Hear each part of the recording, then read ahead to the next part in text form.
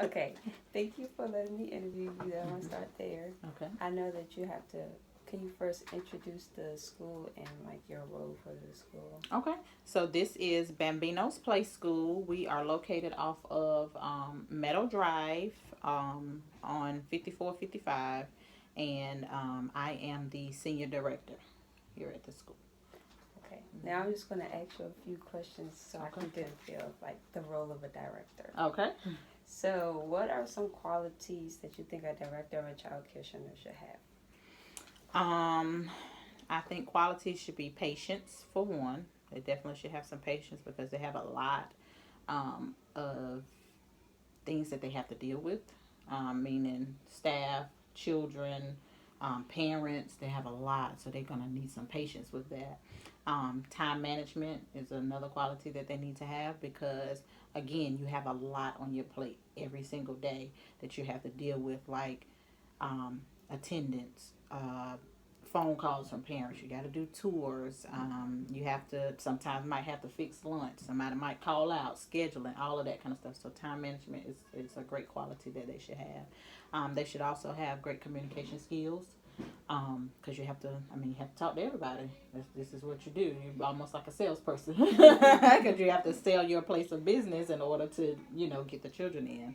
And I think just all around like computer skills and things like that because you're going to have to do a lot of that kind of stuff as well, emails, stuff like that. So I think communication, patience, time management, and computer skills are definitely some qualities that a director should have. Okay. Okay.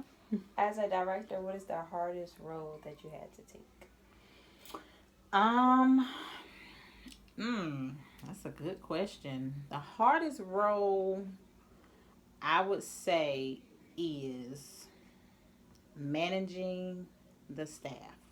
And the reason I say that is because you have so many different personalities that you can't use the same method of something for the same thing. Like you can, like so let's say for instance, you have people that are constantly late.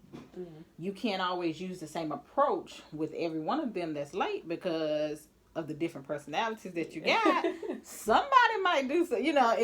So I feel like that would be the hardest role for me is taking on the staff as a whole. For me, that would be. I think that would be. Okay. Okay. What types of things do you do to keep the child care center up to capacity with the children? Up to capacity, meaning like the number, so how many children we have to have in here. Okay. So basically we do tours most of the time, and I'll be honest with you, most of our business come from word of mouth because we are such a great school. I toot my own horn. But because we are such a great school, a lot of our parents, they go out and they tell people about us and they send their friends and families and stuff like that. So but we do tours. We do some marketing things on social media now since we have that avenue. We do like I said, word of mouth. That's pretty much it. And then when they come in the door, we do the tours for them, and we show them what we can do for their child in the education part of it, and most of the time we nail it.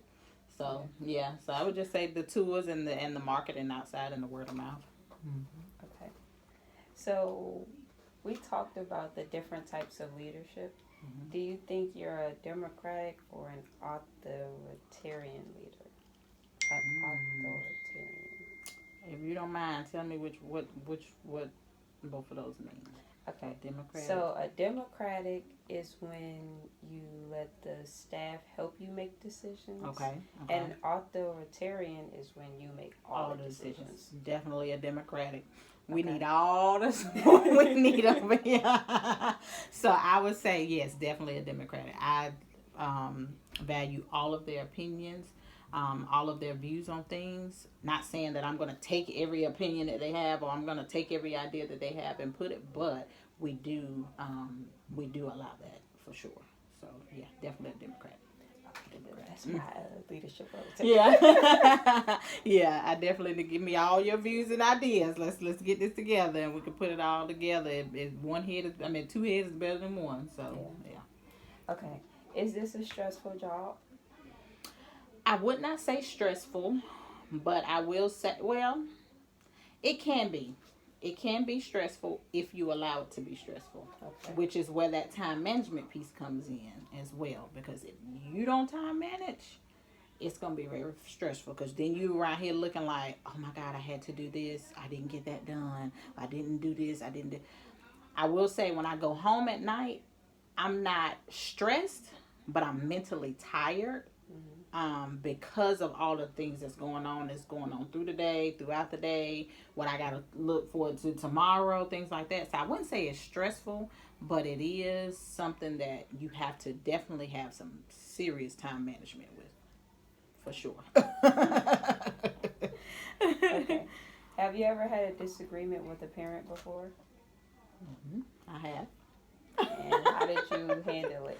I have. I'm trying to think of a certain situation. Let me see. Yes. Okay. So there was one parent who she wanted her child to. Nope. As a matter of fact, this is a great one. I just had this thing. So, we have a cutoff time here, which is 10 o'clock. We open at 7, so we give you from 7 to 10 to bring your child in. Between that time, whatever your time is. We also do a half day program. They can't come to 9, but they still know they have to be here by 10. Basically, 10:01, you're technically late. So if you come in past 10:01, sometimes I'm gonna be like, look, I can't let you in unless you have a doctor's note, or if it's your first or second time, we may let it slide. But this particular parent was habitual. When I say habitual, she was habitual with dropping off, and she was habitual with picking up. Meaning, if you pick up after whatever your time is, well, her time was 6 o'clock. We close at 6. If you pick up at 6:01, that's a $10 fee. That's $10 from 6:01 to 6:05. That's $10. 6:05. So it goes on from there. So she was habitual with it. So she kept dropping off late, and we would let her in, keep letting her in, and then she would also pick up late.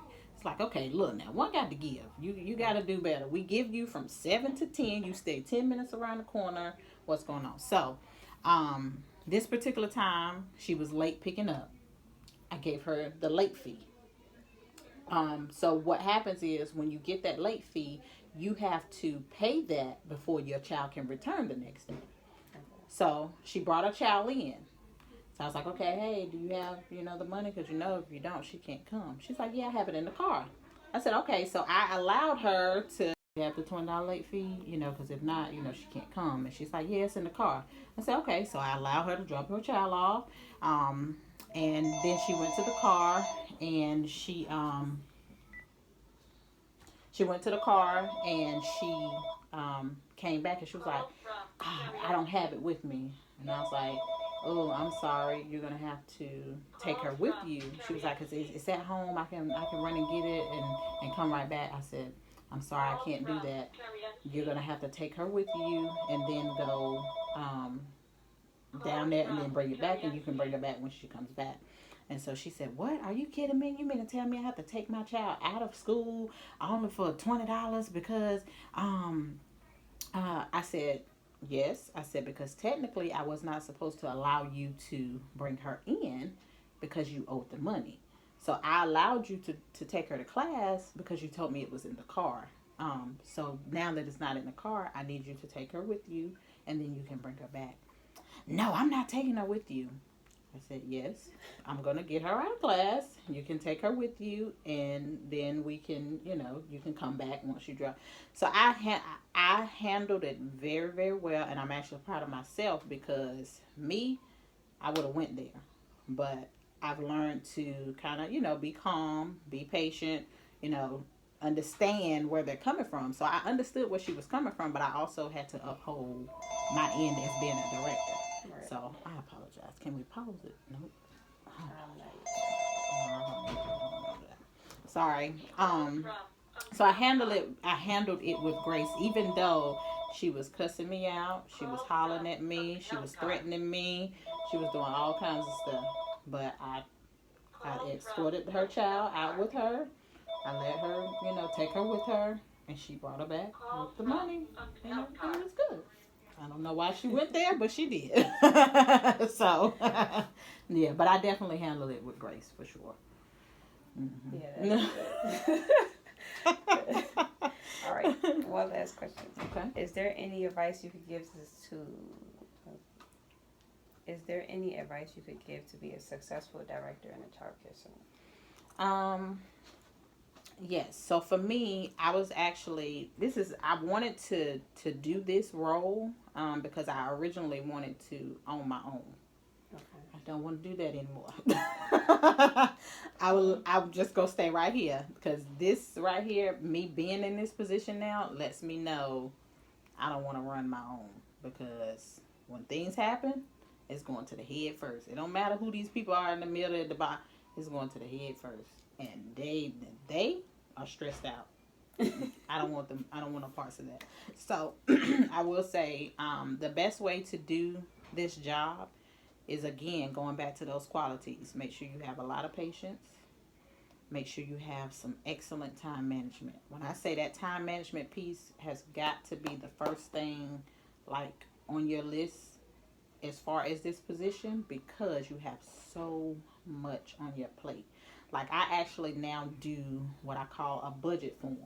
And my boss actually was like, look, I'm going to put you on this. I need you to put every minute of the day, I need you to put in here what you're doing. How long it's going to take you to do it, what it is you're doing, who's going to be paying for it, per se, meaning, is it your time or is it our time at the center, or is it your personal time? So who's paying for it, and then the reason why it didn't get done. So that's my budget form. So every day I literally go in there from 7 a.m. to 7 p.m. and minute by minute I'm putting something in there what I'm supposed to be doing. Now, granted, it don't always happen that way, but that's that reason. That's that section where it says reason for not getting it done. That's that section. So you say, okay, at this time I was supposed to have been doing attendance or food program or whatever, but I got distracted because I had a walk-in tour, or I had a staff member to call out and needed to leave and go home sick or whatever. But because I had that list, that time management budget list, I knew, okay, I was supposed to have been doing this, but now I had to do this. But now I can go back and do this at this time because I can get this done. So that time management piece is going to be the best thing that you can have in a position like this, for sure. So. Okay. Yes. Well, that's all I have for today. Okay. All right. Well, I hope I helped you out. Yes, definitely.